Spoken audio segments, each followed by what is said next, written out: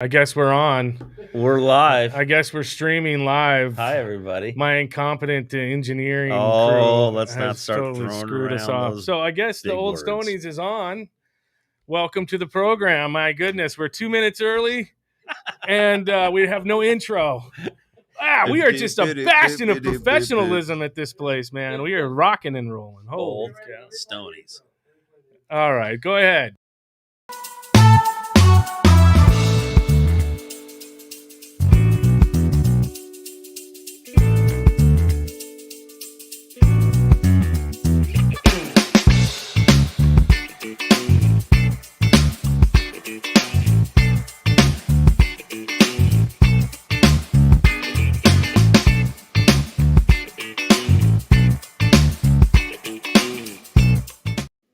You know, that sounds like Randy Jackson on the bass right there. Randy Jackson getting down, shaking his tail feather. Welcome to the Old Stoney's, by the way. This is the second start of the show for today. Thank you so much for joining myself, Justin McDonald, along with Matt Crisione. Hi, guys. And we're in the studio. Our guest today, unfortunately, had to cancel. When you're interviewing farmers a lot, sometimes that happens. When you're on a farm, sometimes emergencies pop up. Yeah, let's go a little closer there, Chief. Yeah, when you're on the farm, sometimes emergencies happen, and there's nothing that we can do about it. And I believe in the farm, so let the farm do what it has to do, and that just happens. But our guest next week, hopefully next week, probably the week after, will be the B-Boys. Our good friend Alex from the B-Boys in Hawaii. Aloha. For you professional amateur growers out there, there is a really funny Instagram hashtag called Zeros of the Farm from our buddies Heroes of the Farms. Down from there. Heroes of the Farm. Yeah. Okay. They highlight everyone's fuck ups. I mean, they fully admit they fuck themselves up all the time. Yeah. So people send in their flooded rooms, their tractors that get stuck in the mud, the spider mite problems that everybody gets. Everyone. Yeah, if you don't think you're farming, you're running into problems. Your ability to be a good farmer is being able to mitigate and take care of those problems before it becomes a disaster. So never be embarrassed about that kind of shit. Yeah, and I'm learning that these kinds of things happen in all kinds of agriculture situations. We have a show here at TalkCast PDX. By the way, we are at TalkCastPDX.com, and we're at the beautiful TalkCast PDX studios here in Portland. There's a show here at TalkCast PDX called Sunday School Wine Radio. Oh, great show. They come in each week, talk about wine. They have winemakers on, and they had Andrew Beckham, who's a winemaker, on last week. I think the episode's playing now, so go to talkcastpdx.com, check that out. And he was talking about all kinds of problems that they have with the vines and with the water source issues and all these different things. So I'm just like thinking to myself, because I was trying to ask pertinent questions that maybe pertain to cannabis, that that they might run into, that they run into, and they run into all the same things: insects, pests, all kinds of different things. So it's not just weed farmers that get these types of issues. It was pretty interesting stuff to talk to a farmer of some other type of product for a few moments about some of their issues. The wine producers is kind of an off-topic thing, but when I was in high school, we were talking to a wine producer that was noticing that he was able to plant his grapevines in higher elevations. Grapes are very susceptible to the grow range, and that's how he knew that the climate was starting to change. Because we've never been able to plant grapes this high, and now we're able to sustain vineyards up, in higher elevations. We're not talking up in Mount Hood or anything, but even just a few feet would be enough to affect the plant like that. And I'm sure it's the same thing with cannabis. We're finding that Emerald Triangle, that dry area, that Southern Oregon area, good growing starting to creep up closer and closer to Portland. Yeah, and water issues are going to plague that area as well. It's plaguing that area for farmers now. Northern California and Southern Oregon, they're all it's devastating. Water wars are going down. Yep. So, and we all know what it takes to grow good cannabis. You need a lot of water. They're talking about if you're doing indoor. They're talking about draining the Columbia again. We had this conversation 30 years ago. They wanted to pipe the Columbia down to California. And I was like, yo, you guys knew you drove right into a desert. You're living down there. You know where you're at. It. But now it's happening in our state. You know where you're at. So we're we may be pumping the Columbia River down to some of these farmers that, I don't know. You can't drain any of the rivers down south. They're already at that point where the fish aren't being able to survive. So. Yeah, and there's fish that are endangered. I mean, there's all kinds of things going on. So, the farming of cannabis, the technology is getting better and better, and they're finding different ways to do different things, and which is good. But indoor grows I think are still going to be an issue. Oh yeah, power. I still want to talk to Troy from Ideal Farms about Ideal Cannabis. About his Florida adventures. When they get that up and running, I'm just curious of they're the there hurdles. now. I was trying to see if he would stop by today. Hard to get a hold Florida, of those bro. boys. Yeah, hard to get a hold of those boys. Hanging in the FLA. We're trying to get a hold of Doghouse. Yeah, John, no. Hound Dog there from. Oh, yeah. They're these guys are busy. They're rolling, man. Yeah, they're just busy. rolling. And I think Matt and I had a conversation previous to the program where we were talking about how we should just go to the farms. We should just go to the farms, do the shows from the farm. I mean, that's really where we should be going. And I think we're going to be heading down to a couple here pretty soon. We've talked to a bunch of people, and they're all like welcoming open arms. I think they'd rather do it that way. I think so too. The problem with it is always, again, with the farm, trying to pick the best time to go because I want to make sure that everyone sees those huge 8 buds, those big colas coming out. I should just have shirts that just say Big Colas. There's a new T-shirt. Big Colas, Buy a T-shirt, by the way. Yeah, buy a T-shirt. BudTenderShirts.com. If you want a T-shirt, you can get those Funkin' Go Nuts shirts there. Oh, I like that one. Yeah, the Funkin' Go Nuts and the shirts. The other popular, this is so weird. The other most popular shirt that we have on BudTenderShirts.com is the simple green shirt that just says weed. Yep. What can you say? I mean, what can you say? I designed something cool or something, and it just sits there. I put weed on the shirt. You never know where your popular shirt's going to come up from. It's pretty funny. But the markets, I was talking to some bud tenders yesterday. Went out, did a little recon. Talked to some different grower reps, if you will, or bud tenders. I like to call them bud tenders. That's what they are. And they are seeing a huge influx right now since this new mask mandate came out for Oregon and for Multnomah County, and then of course now all of Oregon, because COVID hasn't gone away, still has not gone away, it hasn't. And it's still here. But they're saying they're seeing a huge influx of buying their daily limits. Oh yeah, daily limits. Have you heard that the daily limits are going to be going up? I did not hear that. Well, I might have heard that way back. They have approved it, but they haven't pulled the trigger yet on when they're going to implement it. So you will be able to pretty soon. Edibles are going up to $100. And this is the Oregon Liquor and Cannabis Commission? Yes, the newly renamed Oregon Liquor and Cannabis Commission. Thank God. Still known as the Applause. OLCC. Thank you very much. Thanks for not using the M word. I hate marijuana. It's just stupid, racist. Stupid yeah, bad. Bad. So you'll be able to do 100 milligram edibles here pretty soon and be able to walk out of the store with a couple ounces. Really? Yeah.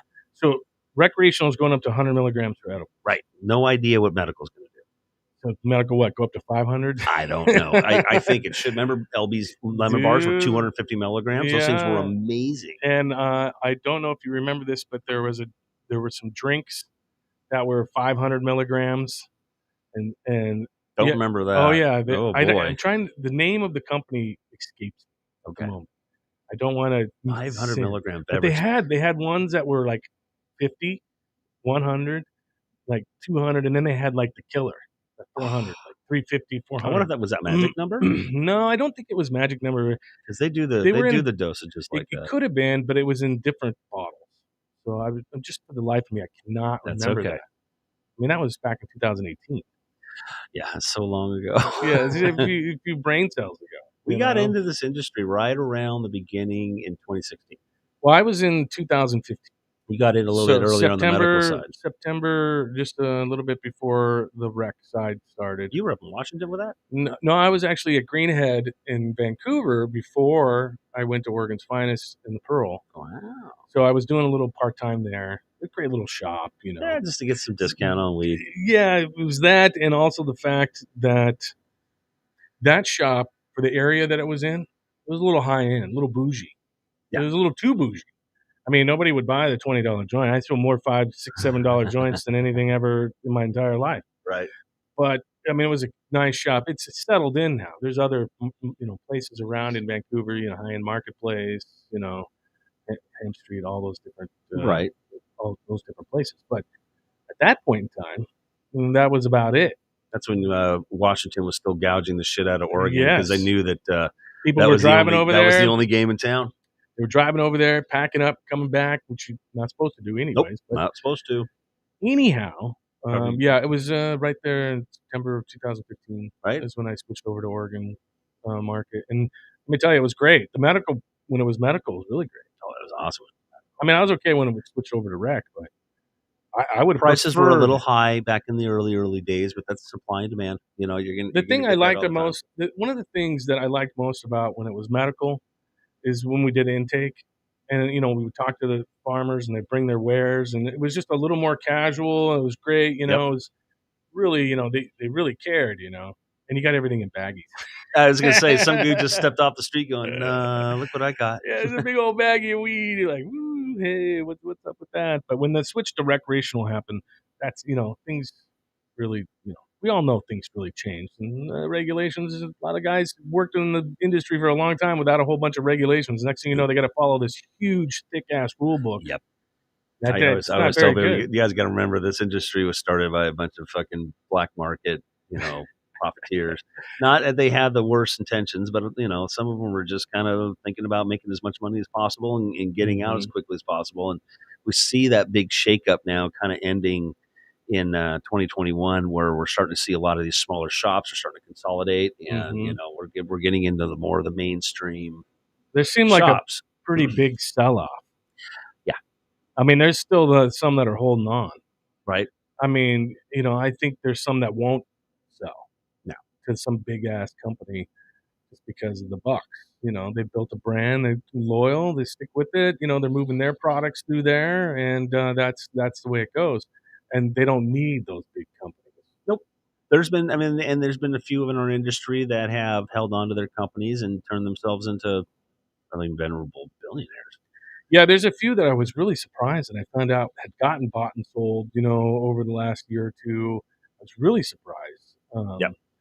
To hear a couple of them on that list that are now owned by some big corporation. And it's like, wow, really? I had no idea. I really didn't have any idea.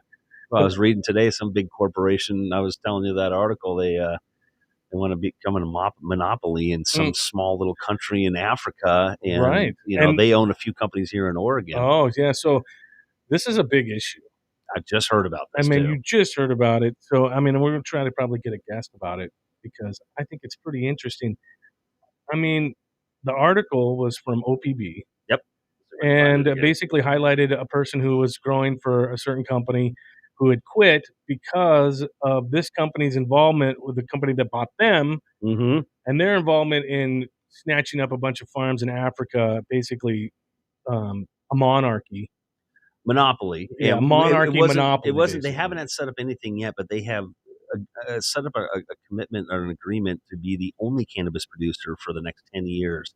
And the only people that are going to be profiting off of this are the king and queen monarchy. And the people growing the weed. Well, if even that, it seems like it's somewhat like of a serfdom they're going to be, but the holding company is going to be making. That's what I'm saying is the holding money is the holding company is going to get paid by the monarch. Yeah, monarchy, and then all the peasants are going to remain peasants farming the weed that they're selling. I don't know where they're going to be selling it. I have no idea. Because if the country's that poor, who the hell are they going to sell it to? Before we start dropping any names on this, I'm not. Research before we're not bringing up the name of the farm. You know who you are. Okay, you know it ain't right. Right? Human rights, they're just that. So that's the kind of thing that scares me. It's like a diamond trade. Yeah, in Africa, the blood diamonds and all this crazy stuff. You're gonna have blood weed. Yeah. Really. In the beginning of the industry here, you had a lot of dudes that were walking into shops going, "Oh yeah, I know how to grow weed. I know how to do this." Oh yeah, and then always they get an exorbitant amount of money and then find out they don't know what the fuck they're doing and they bail. Yeah. And we're starting to see some companies are starting to do that too. Like, oh yeah, I know how to take care of this, do this and that. And it turns out that they were just bullshitting all the way through. And they're like, okay, we got to bail. And then the company owner has got a mess to deal with. Yeah, like everything under the sun, from accounting to employee relations. I'm telling you, when you run your own business, you have to deal with a lot of crap. I mean, you really do. You got to deal with employees, disgruntled people, things that might not go right or wrong, whether it be, financial or, just paperwork in general. I mean, it's a bunch of crap. Yeah. And people just get along. You don't have to worry about all that shit. But, people are babies. Speaking of old school, article I read today, we're trying to fill in some time here, but no worries. article I read today in the Oregonian, I believe, somebody went old school Oh, yeah. on a motherfucker. Just like insults and. No, we have a. Again, this was reported on Oregon Live. I'm not making any of this up, but we had an off-duty Portland firefighter decided to teach a lesson to one of his quote buddies who decided to break into a dispensary that he owned.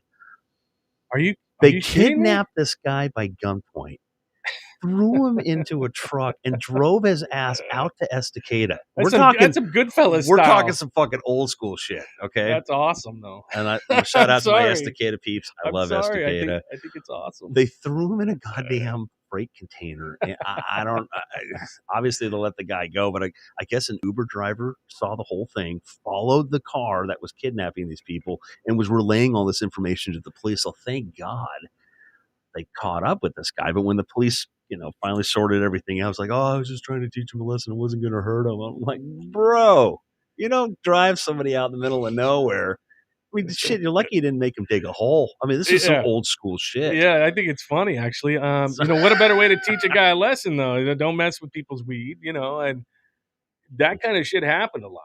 Where I'm from, dude, that stuff's happened a couple times. People where somebody get disappeared real fucking quick when you start walking across the wrong line. There's a story that goes way back. I'm from the Key Peninsula area, Washington, originally, and I grew up a little bit in Alaska and a little bit there. And there's old time stories from all the old weed growers, out in the middle of nowhere, about people being tied to a tree and a fish stuffed in their pants, and all kinds of crazy stories. Got a big bear out there. Yeah, all kinds of weird stories. Not a lot of bears, but like cougars and weird stuff. Some of them would want. Oh yeah, okay, damn. But yeah, I've heard those kinds of stories. It's complete Goodfellas stuff. When you hear, a guy getting tied to a tree and a fish stuffed in his pants. And this is why we legalized. Yeah, this is why weed's legal. Yeah, hopefully.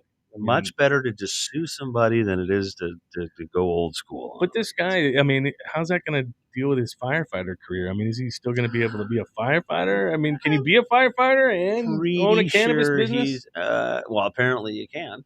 I guess as long as you're not using on the job. I know there's a unofficial standing rule with the Portland Police Department. They don't want any of their people walking into dispensaries, at least back in the early days. Yeah. But you know what? If members from the Portland Police Department would go into dispensaries, it might help their reputation a little bit than hurt them.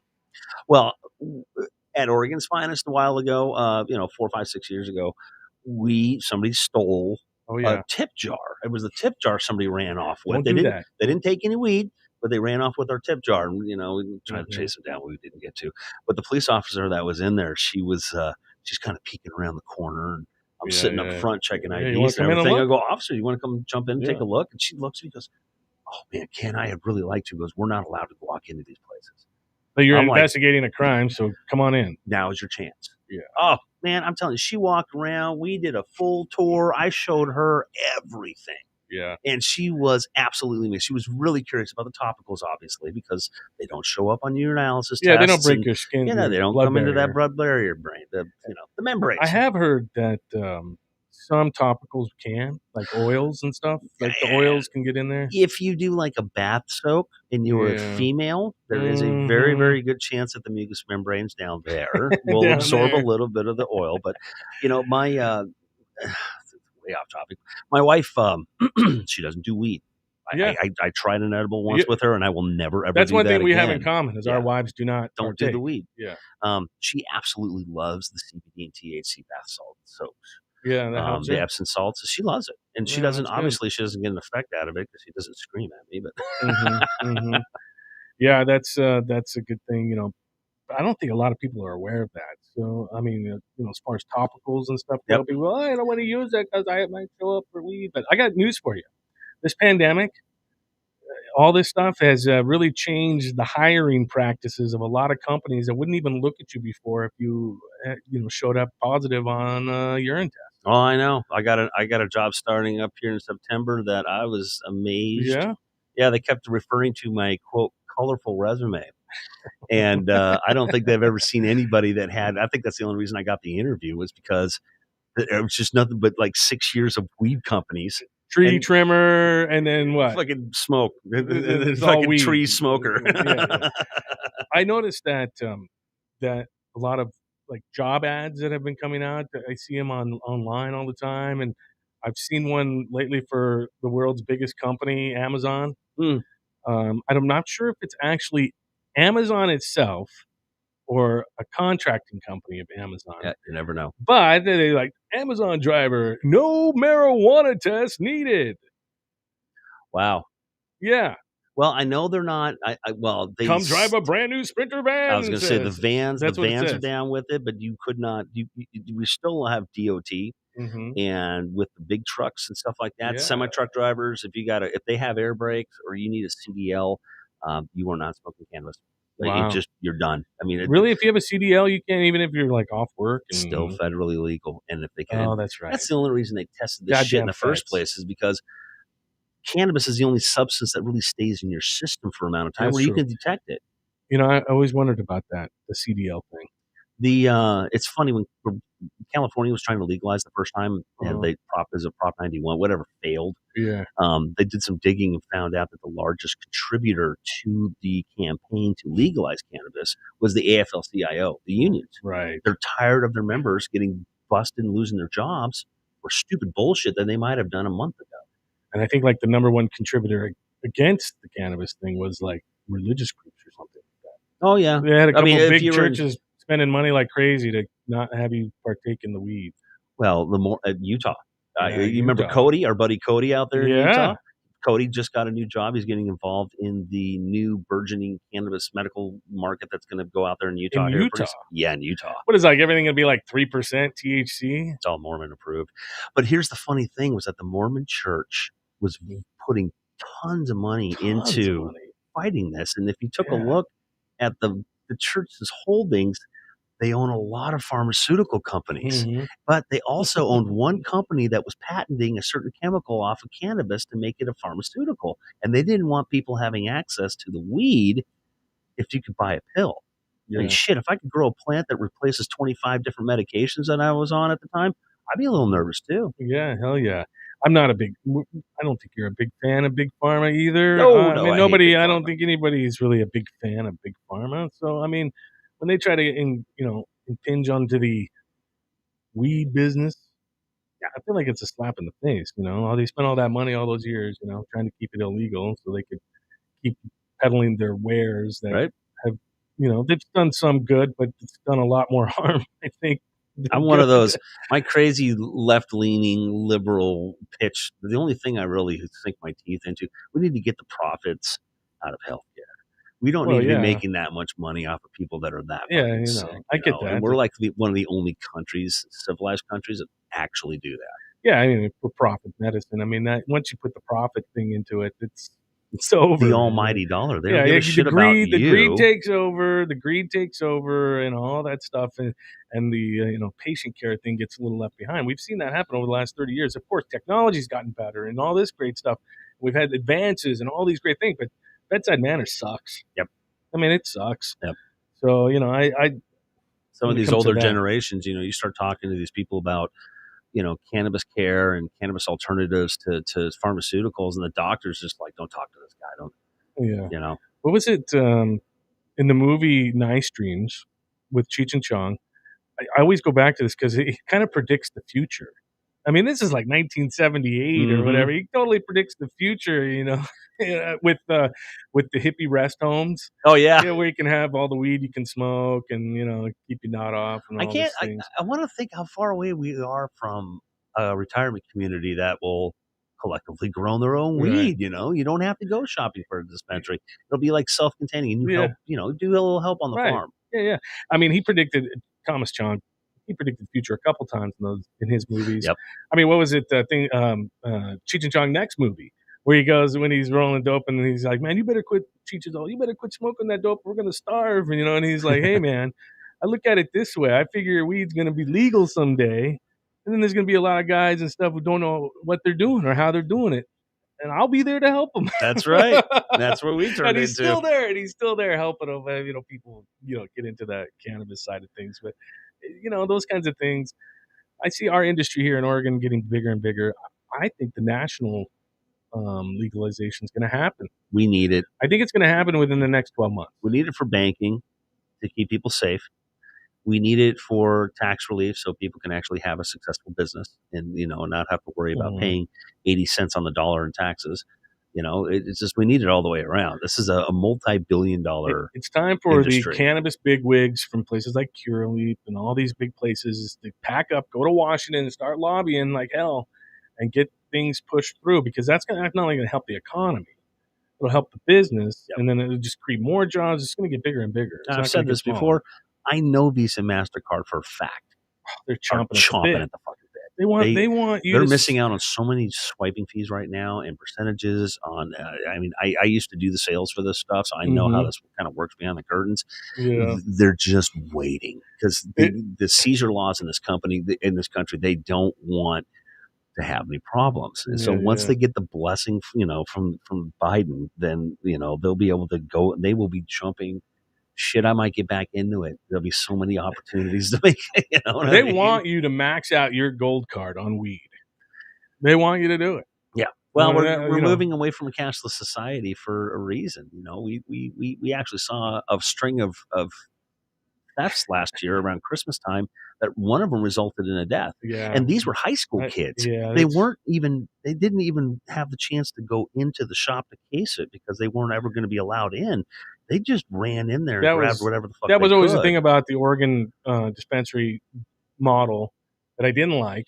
Yep. When I first started, of course, you had to buzz the door to get in and all that stuff. Yep. And then that went away. But when I was in Washington working there, the recreational side of things, you got a guard at the door. Armed. Yeah. A guy paid to stand there to pop a cap in someone's ass if, in case something went down. So you didn't have that here. The last place I worked at, we did have an armed guard. Yeah, they got rid of them. They're very expensive. You knew at some point, and when we first started Oregon's Finest, we had a security guy. Yeah. Sam Watt. Yep. And Sam's a great guy. Sam was a dope But he dude. knew his shit. He knew how to teach you to, if some guy comes in and he's crazy, this is what you do. This kind of thing. Got a chance to see him do his thing a couple times. Yeah, exactly. So I think that's needed more. I really do. I think that's needed more now, especially, in rural shops. You might not think that, but, I walked into a shop out in, Forest Grove the other day, and it was just like, man, this is like completely vulnerable. Yeah. Now, the last place I worked for, dispensary-wise, Lucky Lion out on Halsey, Bulletproof Glass. Yeah. They figured out that, the Bulletproof Glass would cost the same as 1 month of armed security. Yeah. And they would have it in place like forever. So I personally felt a little safer. I did not like the barrier that it put between me and the customer because I'm all about that customer experience. Yeah, I like to smell the weed. Smelling the weed is out the door. I figured out we had little windows we could open up and I could kind of fan it to you. Yeah. But we were under COVID anyway, so we're not smelling the jars anymore. That's just those days are done. That's the one thing I always liked about Oregon. When you go to the grocery stores, you can have samples of wine, samples of beer. You can do that in Alaska where I was at. Back in the medical days, we used to be able to these gray market dispensaries that we had that had no licensing whatsoever. Like, oh, it's your first time in here, have a dab. Like, what? Really? You're freaking me out. You're freaking me out. Oh no, it was awesome. But let me tell you something: never walk into a weed store and get stoned because it's like walking into a grocery store when you're hungry. You're buying everything. Yeah, you might as well just get ready to max out your gold card. You used to be able to haggle the prices too. I'd go up like, yo, man, $25 a gram for this oil, and I'm sure none of it was tested. Yeah. You like if I buy 4, we do 20. It's black. Oh God, yeah, black oil. It was horrible. No thanks. No, or thanks. Green. Well, we're getting close to the end of the program today. We would like to thank our potential guests, the B-Boys. We're going to have them on in the next Looking couple forward weeks. to it, guys. So mahalo to them and aloha to all our brothers and sisters in Hawaii. We definitely can't wait to have the B-Boys on. And then some other guests that we're going to have in the next couple of weeks. We're going to have Elby's on. Yay! So Hovering and Elby, hopefully will come join us in the studio. We'll have to pre-funk outside. Oh, fuck yeah. But we'll look forward to having them on. And then we have a few other guests coming down the line. We have Joy Hudson again, Nice. and we have a few others. I'm trying to get Mike Fox in here too. So Michael Fox. Oh, yeah. Good So guy. see what he's Good up guy. to, and funny guy. There's just a ton of people that want to come on the show. It's just trying to get everybody scheduled. We'll have some farm. I know. tours Like and stuff, too. Magic Number reached out to me. They really want to come on and have us let's try have their drinks and seltzers and other yummy tinctures. Maybe we'll have Magic Number on the next couple weeks too. That'd be dope. He's down. We'll have him right here, and we'll sit here and pop a couple. Yeah, we can beverage in here. Yeah, we can beverage in here. We can Elby's in here too, can't we? We can. Elby. we can have food and drinks. We just can't have any smokables, unfortunately. All right, well, that's going to do it for us. Make sure you go to talkcastpdx.com. Check out past episodes of the Old Stonies. Also, check out all their other great programs there. There's some good ones. Channel Weirds there. Sunday School Wine Radio, which I mentioned. Also, the Hotline. There's just tons of great shows. Citizen Smith. It goes on and on. The list goes on. Every week it gets bigger and bigger. It gets bigger and bigger. We're growing. We're growing. So we thank you so much for hanging out. Like us on Instagram at the Old Stonies. And, of course, go buy a shirt at budtendershirts.com. That's going to do it for myself, Justin McDonald. Matt Criscione. Till next time, keep on smoking.